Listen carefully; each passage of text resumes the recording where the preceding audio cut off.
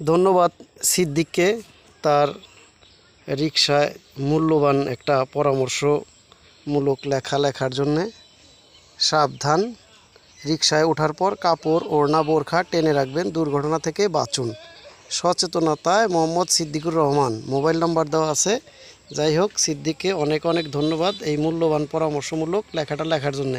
সিদ্দিক, তোমার উদ্দেশ্য কি লেখার বলো?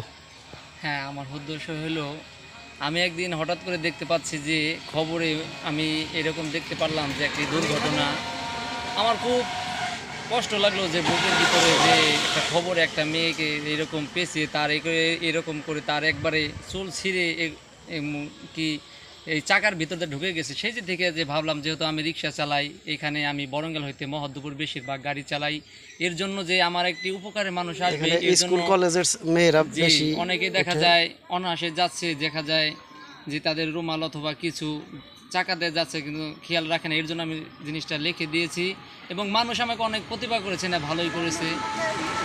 এই জন্য ধন্যবাদ সিদ্দিককে মূল্যবান বক্তব্য দেওয়ার জন্য এবং এই সাবধানতা সচেতনতামূলক লেখাটা লেখার জন্যে। ধন্যবাদ সিদ্দিক। চলো।